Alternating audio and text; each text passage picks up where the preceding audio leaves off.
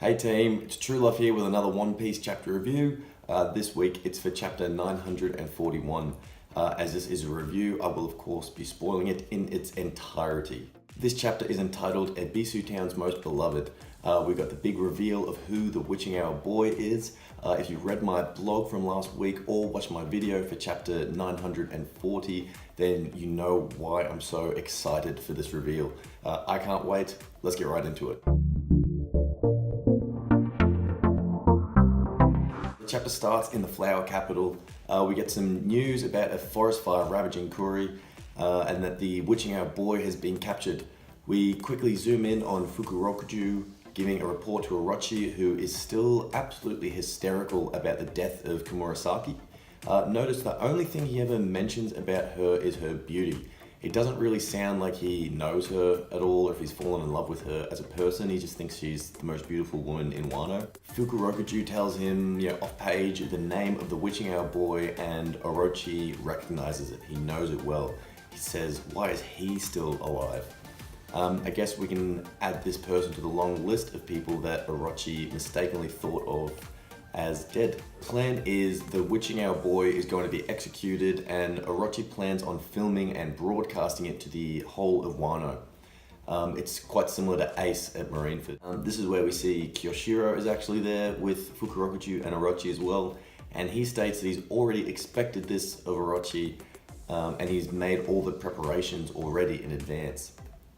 Now, by Kyoshiro making all these preparations in advance, he's given himself an opportunity to frame the funeral, to frame the cremation of Komurasaki out of sight of Orochi and potentially Fukurokuju. This gives him control, subtle control. One big thing that I think we're all wondering is whose body is actually in the casket? Whose body are they going to bury? Whose body are they going to cremate? As we all know, Komurasaki, Hiyori, is still alive. This scene here ends with Orochi saying that the two most beloved people in the capital will be buried together, and that he says, ready up the horses, we're going to go watch this in person. Next scene takes us to Udon Prison, and Queen has tears streaming out of his poor face. He's just been told by Kaido himself that Komurasaki is dead. Kaido's snail here is actually working overtime, showing us how Kaido is of course drunk like usual. Notice here how Queen's subordinates acknowledge that Queen finding out about Komurasaki is bad. His emotional state is not in a safe place right now. So we are treated to another fantastic reaction phase from Queen. We're all getting used to these. This is as he sees Luffy and Hyo. They are fed, they are fat, and they are ready to rumble. So have they been fed dumplings overnight by their friends? No. We get a small panel here from some of the pleasures that the Oshiroko has gone missing overnight. We can see Caribou and Raizo spying from afar. It's no wonder what's happened. Obviously they've stolen Queen's Oshiroko and given it to Luffy and Hyo. Again here they comment on Queen's mental state. This is the second time we've seen it. So should we tell him that the Oshiroko disappeared overnight? They said no way. He's already in shock and we don't actually know how he'd react if we told him this on top. This is the second clue already that Queen is on the edge and is ready to explode at the drop of a hat. He is inevitably going to be finding out about the Oshiroko, and I reckon we might finally find out what his devil fruit power is as he flies into a rage. So speaking of rages, remember Big Mom is around the corner.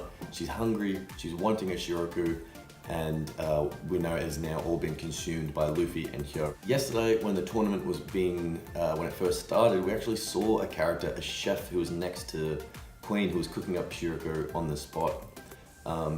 This was actually illustrated in a panel, so I'm wondering if that was there so that we know that they can actually whip up some more quite quickly, but we will see what the plot dictates. Queen, between tears, says he doesn't have time for the sumo tournament, which also means time for Luffy to complete his training as well. Queen says he needs to confirm the truth of Komurasaki's death himself. They've got a transponder snail set up in Udon Prison, and one thing I want to start drawing attention to is that this chapter we find that these snails, these video transponder snails, are set up all over Wano, and there are stacks of people watching. Run over to Kuri and Atamayama with Shootin' Maru and his bandits. We know Shootin' Maru is Ashura Doji, one of the legendary samurai.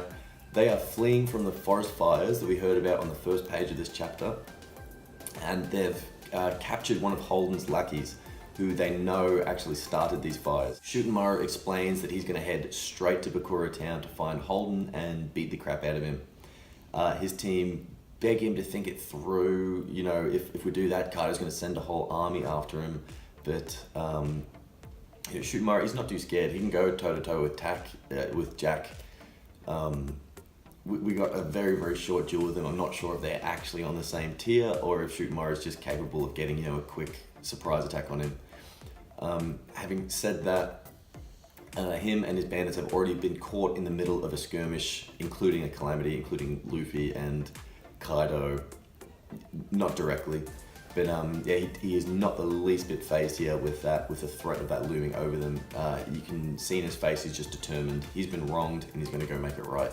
There's a quick scene showing Holden in Bakura town with a transponder snail, a visual transponder snail, showing their execution and the funeral. Back in Ringo, Brook barges into the shack in the middle of the cemetery to see Zoro asleep with a beautiful woman and a young child.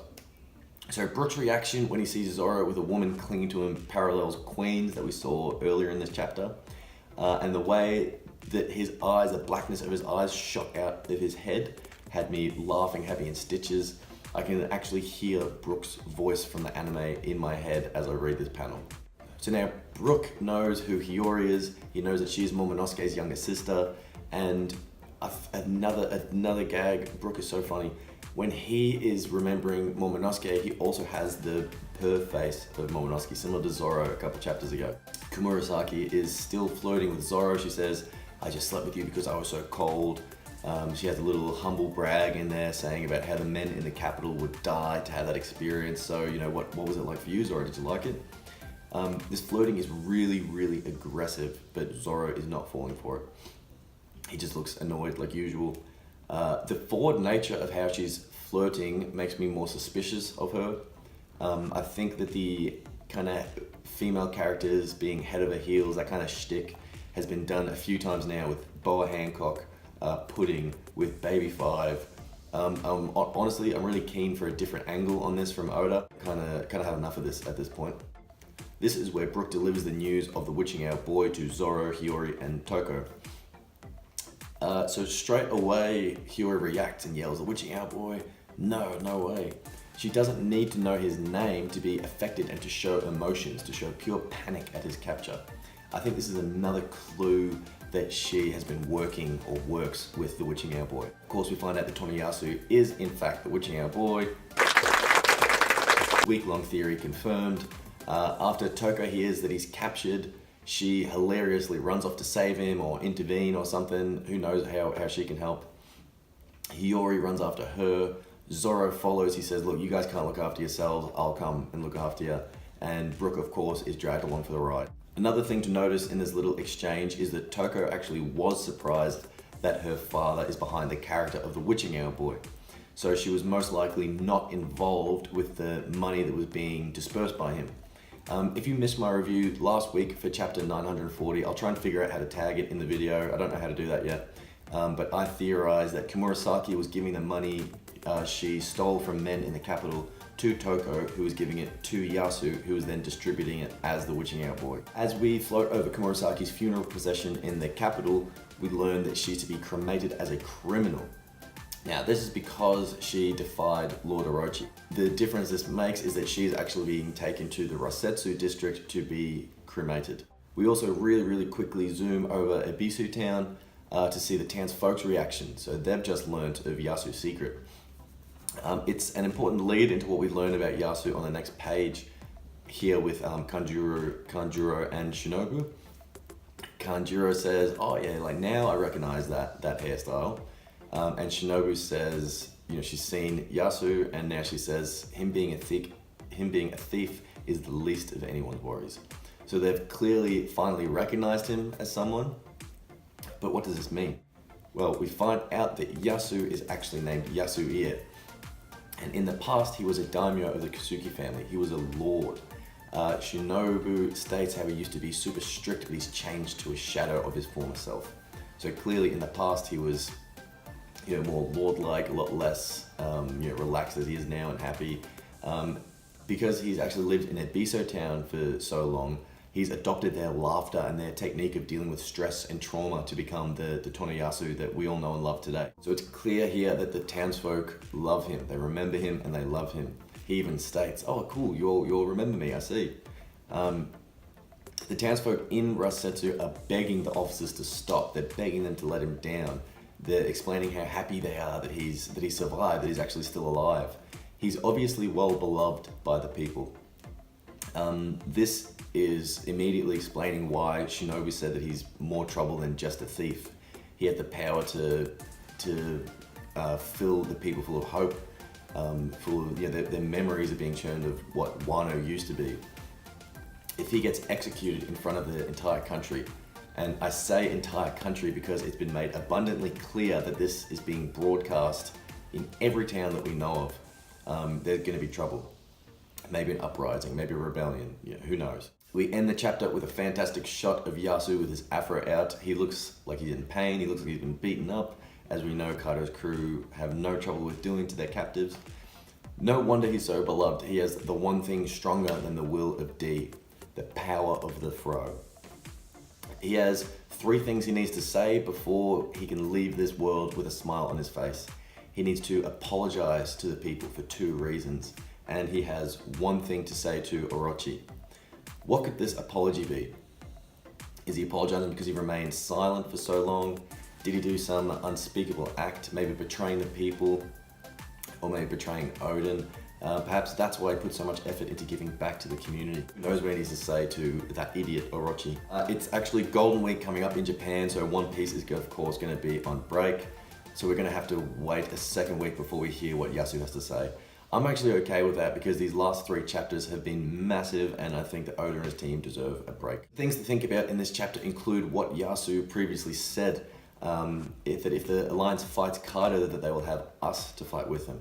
He actually, now that we know that he was a daimyo, he very likely meant that it was the other daimyos. They're presumed lying low, maybe people thought they were dead. We can assume that Yasu is talking about them, he has a way to contact them and to bring them into the Alliance. There's a chance that Yasu got the word out already. There's also a chance that maybe Yasu wanted to get caught, because now we've been shown how many snails are broadcasting all over Wano. He now has a platform to send out a message to the entire Wano country. Everyone loves Yasu and everyone seems to remember him and love him as Yasuie. He's actually quite an ironically powerful position right now. Some questions we need answering. Will Queen lose his cool? What will happen when Big Mom arrives to know Oshiroko and an enraged Queen? What has Kiyoshiro planned for the ceremony? He already had all the cameras, all the visual transponders now set up, and Yasu is now in a prime position to spread a massive message all over Wano. What will happen when Orochi exposes himself and gets to Rasetsu? How will Zoro, Toko, the dead Kumurasaki, and the dead skeleton Brook affect the goings on at Rasetsu? And will the execution of Tonoyasu be successful, and what will the repercussions be? What a chapter, what an amazing arc. I'm True Love, and if you've watched this far, then please consider subscribing and please consider liking the video below to help me out. See you later, bye bye.